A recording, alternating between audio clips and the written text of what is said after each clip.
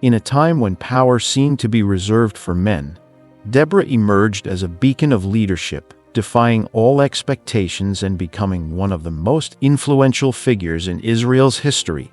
Deborah wasn't just any leader, she was the only female judge in Israel, a prophetess, and a woman of immense wisdom and courage. In a world where women were often relegated to the background, Deborah rose up to lead her people with a strength that came not from physical prowess or military might, but from her deep faith in God and her unshakable wisdom. Israel was in turmoil. After the death of Joshua, the nation fell into a period of political and spiritual instability. There was no strong central leadership, and the people were lost, often turning away from God and falling into cycles of oppression. In this time of moral decay, Israel was trapped in a vicious cycle of betrayal, suffering, and then deliverance. The people cried out to God in their distress, and He responded by raising up leaders to rescue them. But none of these leaders were as extraordinary as Deborah. Deborah's strength lay in her faith and her ability to unite the people. Under the shade of a palm tree, which became a symbol of justice and peace, Deborah offered wisdom and judgment to the Israelites who came to her from all corners of the land. Her role was not just to settle disputes. She was a spiritual guide, a messenger of God, and a judge who represented His will. When others might have looked away or turned a blind eye to Israel's suffering, Deborah didn't hesitate to stand up and lead. She showed Israel that true strength comes from trusting in God and acting according to His plan. Her leadership was a powerful example of what can happen when someone, regardless of gender or status, steps up in faith to fulfill a higher purpose. Deborah wasn't just a woman in a man's world. She was a woman who changed the course of Israel's history. Her story reminds us that God often chooses the most unlikely people to fulfill His greatest plans. Deborah's courage wasn't about fighting with weapons or armies. It was about standing firm in her faith, leading with integrity, and trusting God to do the rest. Through her, Israel was reminded that their true strength came not from their military power or political influence, but from their unwavering faith in God and their willingness to follow His guidance. After the death of Joshua, Israel entered a troubling period in its history. The nation, once strong and united, fell into a time of political instability and spiritual decline. Without a strong central leader, the Israelites found themselves wandering without direction, and the consequences of their choices were soon felt. The book of Judges captures this era of chaos, summarizing it with a chilling statement. In those days, Israel had no king. Everyone did as they saw fit. Judges 21:25. This lack of leadership led to moral and social decay, and Israel found itself trapped in a vicious cycle of disobedience, oppression, and deliverance. Time and again, the Israelites would turn away from God, worshiping the idols of surrounding nations and abandoning the covenant they had with Him. As a result, they suffered under the harsh rule of their enemies. Yet, in their distress, the Israelites would cry out to God, asking for His mercy, and God would faithfully raise up a judge to deliver them. This cycle, one of sin, suffering, repentance, and redemption, played out repeatedly in the lives of God's people, reflecting the deep and painful consequences of turning away from Him. Despite this constant cycle of betrayal, one thing remained true: God never completely abandoned His people. Even when they failed to live up to their covenant with Him, God's faithfulness remained constant. He allowed the Israelites to face the consequences of their actions, but when they called out to Him, He always responded with mercy. This divine faithfulness was evident in the way God raised up leaders like Deborah, who would not only help Israel find its way back to Him, but also lead them to victory over their enemies. The cycle Israel went through wasn't just a historical account. It was a vivid reminder of God's patience and mercy. Through the Judges, God consistently demonstrated that, no matter how far His people strayed, His love and commitment to them remained unchanged. The struggles of the Israelites, though painful, were never in vain. They served as a powerful testament to God's unwavering presence, even in the darkest times, showing that no matter how far we fall, God is always ready to lift us up when we turn back to Him. For 20 years, the Israelites suffered under the oppressive rule of King Jabin of Canaan and his military commander, Sisera. The Canaanites had a powerful army, including 900 iron chariots, which gave them a distinct advantage on the battlefield. These chariots, the technological marvels of the time, allowed the Canaanite forces to easily overpower Israel's infantry, creating an almost insurmountable obstacle for the Israelites. Sisera, with his strategic mind and superior military equipment, seemed invincible. His forces dominated Israel, leaving the people in a state of constant fear and suffering. Under this brutal regime, the Israelites endured not only military oppression, but also economic and social hardships.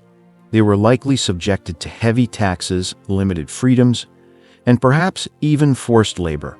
For 2 decades, the Israelites were trapped in this vicious cycle of subjugation, with no end in sight. The situation seemed hopeless, and many may have wondered if God had forgotten them in their darkest hour.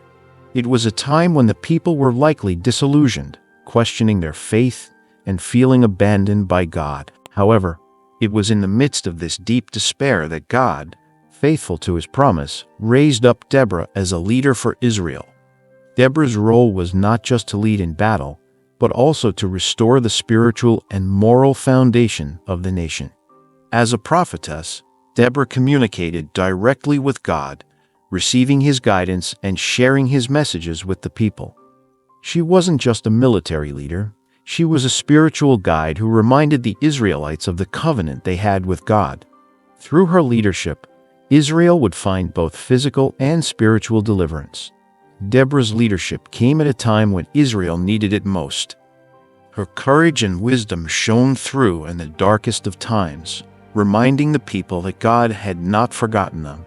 She stood as a symbol of hope, a reminder that God's plan would unfold in unexpected ways. Her ability to unite the Israelites and restore their faith in God set the stage for the dramatic turn of events that would lead to victory over the Canaanites. Deborah proved that, even when the odds seemed impossible, faith in God and unwavering trust in His guidance could lead to deliverance. Deborah was not just a leader. She was a beacon of wisdom, faith, and courage in a time of crisis. As a prophetess, she held a unique and powerful role in Israel. People from all over the nation came to her for guidance, seeking her counsel in their disputes and relying on her wisdom to navigate the difficult times they were facing.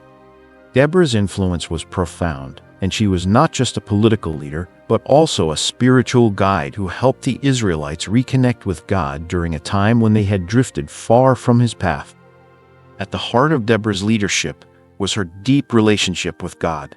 She didn't lead by her own strength or wisdom alone. She led through the guidance of God's Word. She was a channel through which God communicated His will to the people, calling them back to their covenant with Him. During a period when Israel was in disarray, Deborah became a living example of what it meant to live by faith and trust in God's direction. Her judgment was not based on personal opinion or power, but on the wisdom and authority she received from God. The palm tree, where Deborah sat to render judgment, became a symbol of justice and divine presence. This simple location in the hill country of Ephraim was more than just a place where legal matters were settled. It represented God's reign and justice among His people. Under the shade of this palm tree, Deborah's decisions weren't just about resolving conflicts. They were about restoring the people's faith in God and guiding them toward righteousness. It was through Deborah's leadership that the Israelites were reminded that true justice and wisdom come from God alone. Deborah's leadership was not just about guiding the people through disputes. It was about leading them to victory over their enemies. She understood the larger picture, and when the time came for battle, she didn't hesitate to act. Her faith in God's promises was unwavering, and she knew that Israel's deliverance would not come from military power alone, but from God's intervention. Her role as a judge and prophetess intertwined in a unique way, demonstrating that spiritual leadership and military leadership are not mutually exclusive, but rather, they work together to fulfill God's purposes. Deborah's courage in the face of overwhelming odds, her wisdom in guiding the people, and her unwavering faith in God's promises made her an extraordinary leader who changed the course of Israel's history. When Deborah called upon Barak, son of Abinoam, to lead the Israelites into battle against the Canaanites, she didn't just issue a military command. She delivered a divine message from God Himself. God had promised Israel victory, but He required faith and action. Deborah knew that Barak's faith would be tested, and that his response would determine not just the outcome of the battle, but also the strength of Israel's commitment to God. This moment was crucial, not just for the military campaign, but for the entire nation's spiritual restoration. Deborah's message to Barak was clear. God had already assured Israel's victory over Sisera, the commander of the Canaanite forces, and it was time for Barak to take action. She told him to gather an army of 10,000 men from the tribes of Naphtali and Zebulun and lead them to Mount Tabor. The location was strategic. Its elevated position offered a tactical advantage, allowing the Israelites to see and respond to any movements of the Canaanite forces. But the most important factor wasn't the terrain or the strength of the army. It was the trust in God's promise. Deborah knew that the battle would be won not by human strength, but by God's intervention. Barak's response, however, showed his hesitancy. He agreed to go, but only on the condition that Deborah would accompany him. This request wasn't just a matter of support. It was a recognition of the significance of Deborah's presence. She wasn't just a leader, she was the vessel of God's guidance, and her presence would ensure that the army was fighting under God's direction. Deborah agreed to go with him, but she made it clear that the glory of the victory would not go to Barak. Instead, the honor would go to a woman, a prophecy that would later come true through Jael, who would deliver the final blow to Sisera. The agreement between Deborah and Barak set the stage for a remarkable military campaign. The presence of a female leader in such a pivotal moment was not only a testament to God's use of unexpected people, but also a challenge to Israel to trust in His power, not in their own. The victory was never meant to be about human glory, but about the unwavering faith in God's promises. Deborah's leadership and her partnership with Barak showed that faith, courage, and obedience to God could accomplish miracles, even in the most difficult circumstances. The battle against Sisera and the Canaanites was a momentous turning point for Israel. And it all began when Barak, under Deborah's guidance, gathered an army of 10,000 men from the tribes of Naphtali and Zebulun. The Israelites were facing overwhelming odds. For 20 years, they had been subjected to the brutal rule of King Jabin and his powerful military commander, Sisera. The Canaanites' military superiority, especially their 900 iron chariots, made them seem invincible. But despite the Canaanites' technological advantage, the Israelites had something far more powerful on their side: faith in God and the promise of victory that Deborah delivered in His name. Barak's decision to move forward despite the odds was a bold step of faith. The Israelites had been living in oppression for so long that the idea of gathering an army to fight back seemed like a daunting task. Many may have lost hope, but the divine calling through Deborah stirred something in. As the army marched to Mount Tabor, the strategic location with a panoramic view of the surrounding area, there was a sense of anticipation in the air. It wasn't just about the battle, it was about trusting in God's word and His promise of deliverance. Barak's leadership was strengthened by Deborah's presence. She wasn't just a figurehead. Her role was vital in reminding the army that the victory would not come from their own strength or strategy, but from God's guidance. Deborah's faith was contagious, and it was clear that her leadership was the anchor for the entire mission. Her unwavering confidence in God's plan gave Barak the courage to lead the army, and the soldiers the strength to follow. Together, they were more than just an army. They were a people united under the faith that God would deliver them. When the Israelites reached Mount Tabor, they were ready. But the real test came when they engaged the Canaanite forces. Despite their superior military technology, the Canaanites were thrown into disarray. As the battle unfolded, it became evident that God was leading the charge. The Israelites, with their faith in God and guided by His intervention, gained the upper hand. The Canaanite forces, so sure of their victory, were defeated in a miraculous turn of events. Sisera's army was scattered, and Israel's victory was complete. This battle was not only a military triumph, it was a powerful reminder that when we trust in God and act in faith, He will lead us to victory even when the odds seem impossible. The battle between Israel and the Canaanites reached a crucial point when the Israelites, led by Barak and empowered by Deborah's faith, finally engaged Sisera's army. Despite the Canaanites' overwhelming military advantage, 900 iron chariots, God had promised Israel victory. What seemed like a guaranteed defeat for the Israelites was turned upside down in a miraculous way. The victory that seemed out of reach was suddenly within their grasp, and it was clear that this was not just a military triumph, but a divine intervention. The Canaanite army, which had been so confident in their technological superiority, found themselves unprepared for what was about to unfold. The iron chariots that had once been their strength now became a liability.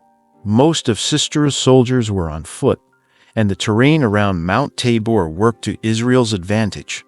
As the battle raged on, an unexpected factor, likely heavy rains or a swelling river, played a pivotal role. The Kishon River, which flowed through the Jezreel Valley, began to flood, disrupting the Canaanite chariots and causing chaos among their forces. With their chariots trapped and their lines of communication broken, the Canaanite army was thrown into disarray. This moment of chaos was precisely what Israel needed. The Israelites, on foot and familiar with the terrain, had the advantage in the conditions that nature had provided. The Canaanite forces, once so powerful and intimidating, were now vulnerable. The Israelites pressed forward with renewed strength, encouraged by the knowledge that God was with them. Deborah's unwavering faith in God's promise was being realized, and the battle was turning in their favor. The Canaanite army, once thought unbeatable, was defeated by an enemy with no technological advantage, only faith and trust in God's plan. The victory was not just about the Israelites' courage or strategy, it was about God's intervention. It was a clear reminder that no military might or human strength could compare to the power of God.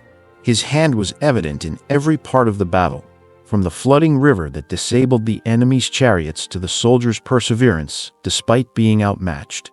The defeat of Sisera and his army was not just a victory in a battle, it was a testament to God's faithfulness, showing that when His people trust in Him, He will deliver them in ways they could never have imagined. The battle against Sisera and the Canaanite army did not end with just the Israelites' victory on the battlefield.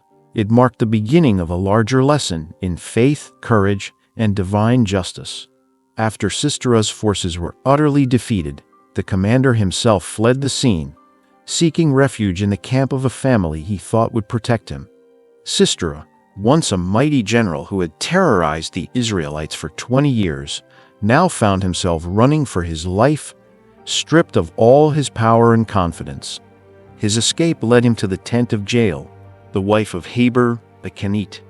At first glance, Jael might have seemed like an unlikely hero in this story.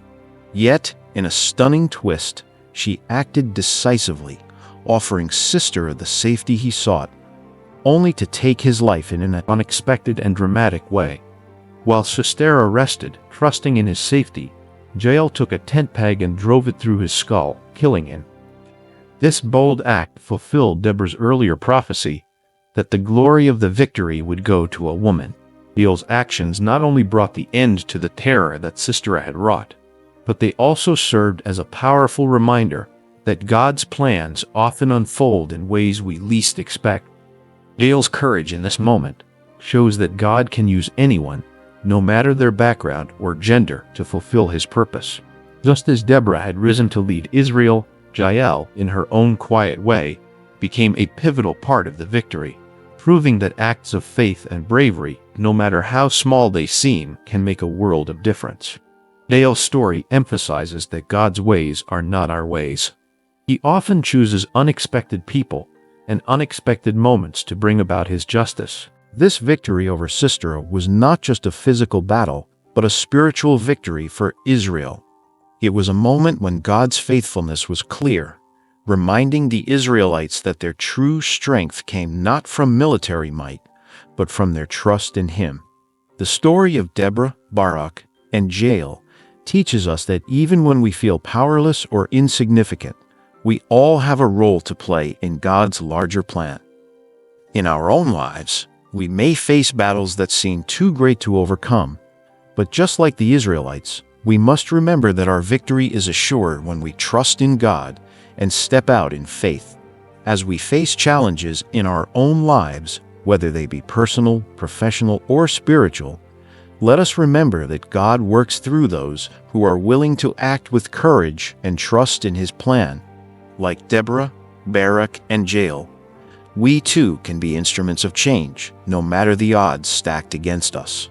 Faith, courage, and obedience to God's calling are always the keys to victory.